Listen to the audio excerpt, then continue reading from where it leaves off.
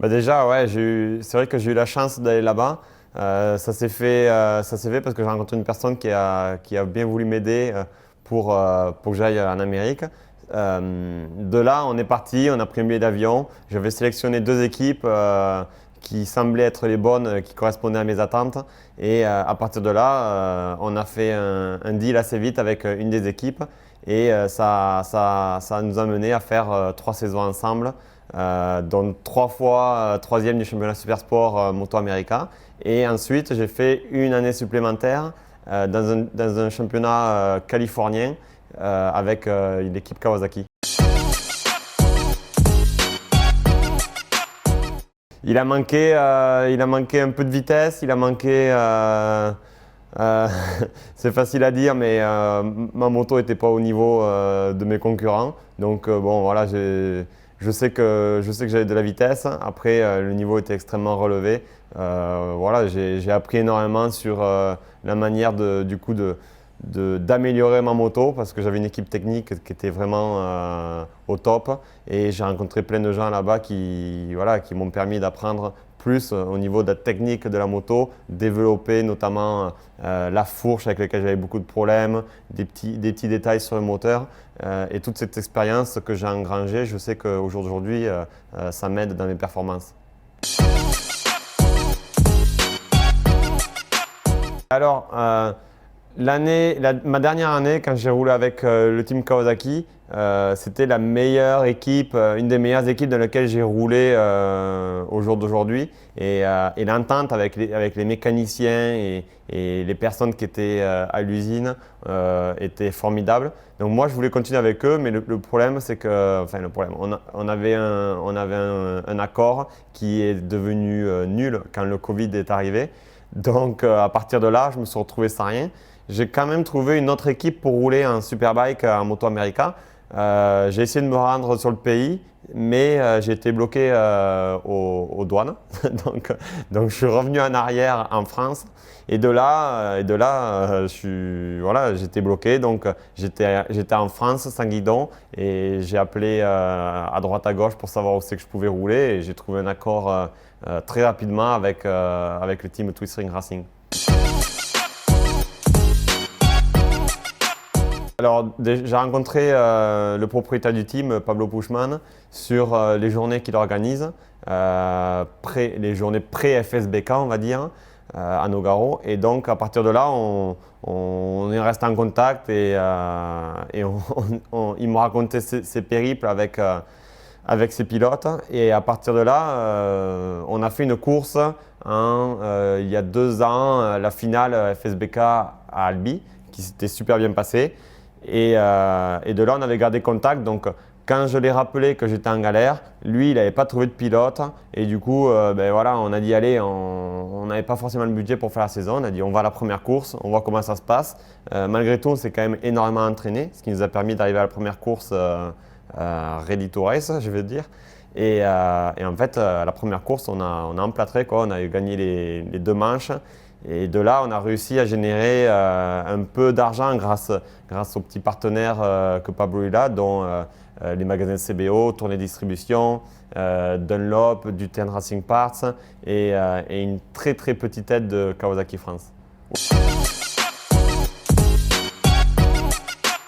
Ouais, il n'y a pas de solution de secours. Vraiment, je pense que c'est vraiment le destin des uns et des autres. Là, pour moi, ça ne s'est pas ficelé en Amérique. Donc, bon, mais je suis pas parti en dépression. Hein, voilà, hein, j'ai dit, c'est pas grave, c'est comme ça. J'ai trouvé cette opportunité avec Pablo. La moto, elle est top. Voilà, avec Pablo et les petits mécaniciens, on s'entend à merveille. Donc, on a fait le maximum qu'on a pu avec les petits moyens. Tout l'argent est investi dans la moto et dans la performance. Et c'est ce que j'aime, quoi. C'est la course, on va dire la course de base. Hein. On arrive, on n'a pas grand-chose, mais on fait ce qu'on peut, on fait les choses bien, on monte la moto au mieux, on va tester avec la petite camionnette hein, et voilà, on met du gaz. Ben, ça se joue à rien.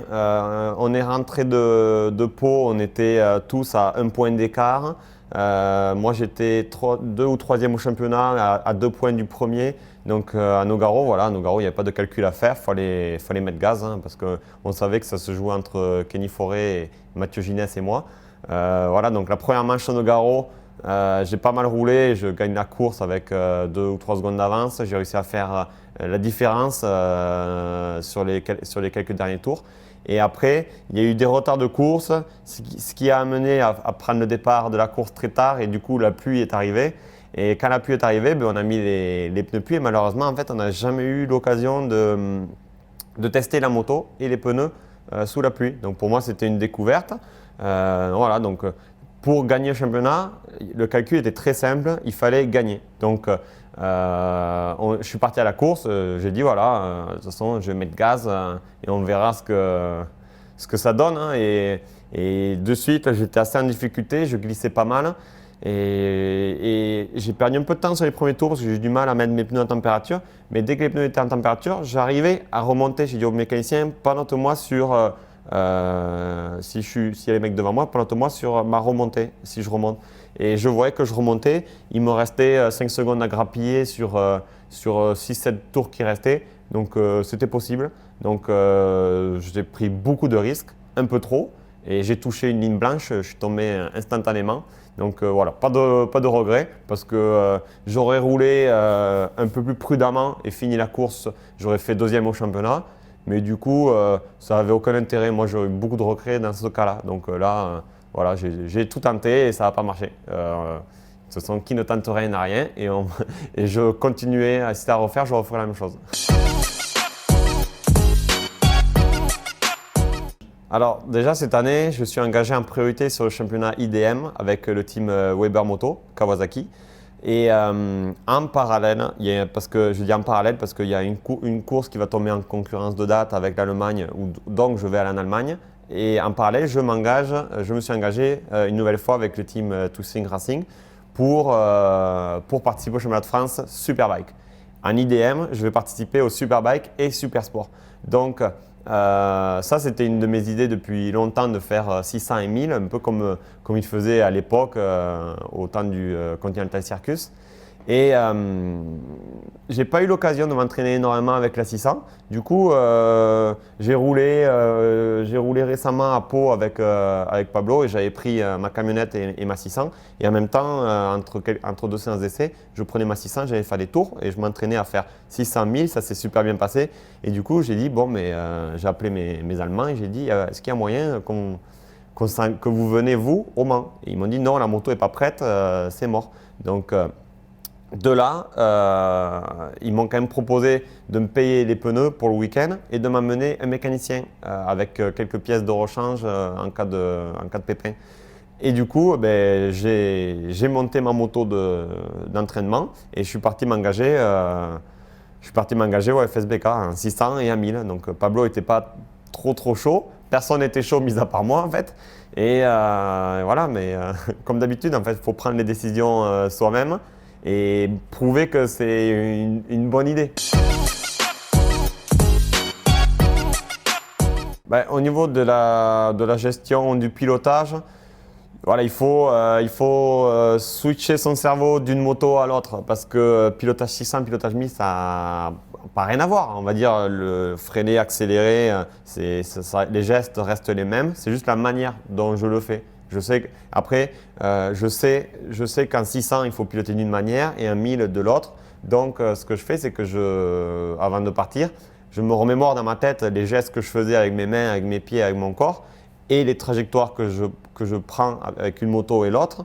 Et du coup, je mets mon cerveau en mode 600 ou je mets mon cerveau en mode 1000. Donc, dès que je monte sur la moto, je sais exactement ce que je veux faire. Et d'autant plus que, vu que je fais les deux, je suis obligé de bien me préparer en amont. Et je pense que même indirectement, ça m'a aidé parce que j'avais plus de réflexion avant de partir. Et du coup, j'étais encore plus prêt à aller vite. Par exemple, en 1000, à la qualif, je sors de ma qualif 600, je monte sur la 1000. Et mon premier tour, c'est mon meilleur tour en fait. Donc, Et je pense que parce que j'étais prêt à le faire ce tour et je l'avais visualisé. Bah, ça me motive, oui, je suis chaud patate, j'ai envie de le faire, mais le problème, c'est toujours le même, hein. Le problème, c'est la thune. Là, c'est moi qui ai financé la catégorie 600. Voilà, j'ai pas beaucoup de pièces de rechange et les Allemands, ils n'en avaient pas beaucoup. Donc, entre ce que moi, j'ai dû acheter pas mal de pièces, eux, ils ont également acheté pas mal de pièces. Donc, ça veut dire que moi, personnellement, j'ai dépensé plus de 3 000 € pour faire le week-end. Dépenser 3 000 € à chaque fois pour faire un peu plus de moto, c'est chaud quoi.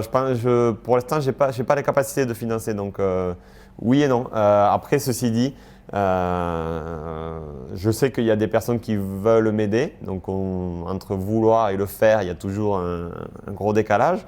Donc on verra si ça se passe. Après, les Allemands, ils m'ont dit la moto elle va être prête pour Nogaro. Donc si tu veux t'en servir comme entraînement, on vient à la course. Donc ce qui se passe en ce moment avec le Corona, on ne sait pas si ça va être possible, eux physiquement, de passer la frontière et de venir à la course. Mais il y a une volonté. Il y a une volonté de faire Nogaro. Et après, tu sais comment ça se passe, une course, deux courses, trois courses, peut-être qu'il n'y a pas Nogaro. Donc pour l'instant, je n'en sais rien. Après, oui, moi, forcément, j'ai envie de le faire. Faire encore plus de moto sur le week-end de course, je dirais jamais non.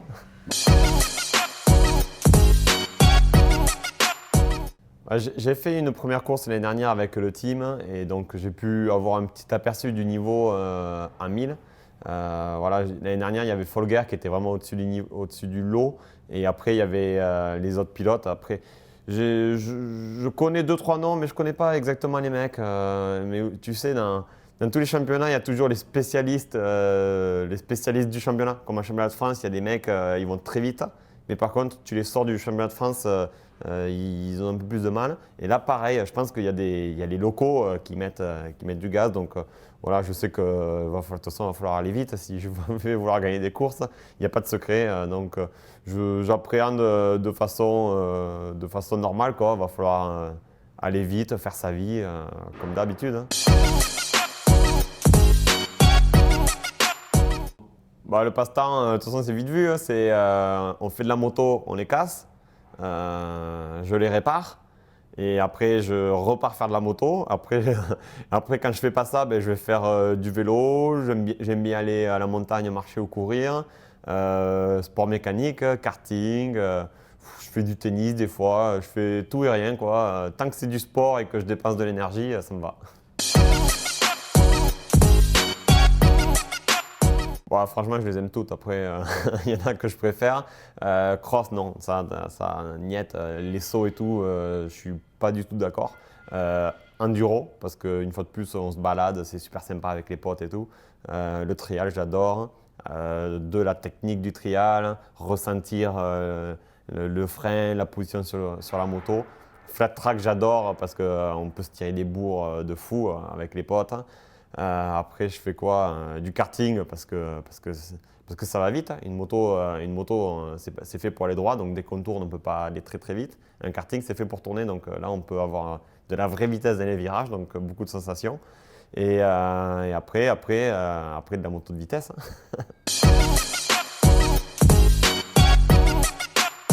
Ouais, merci au club MPS d'être venu et à bientôt sur les journées de roulage, hein.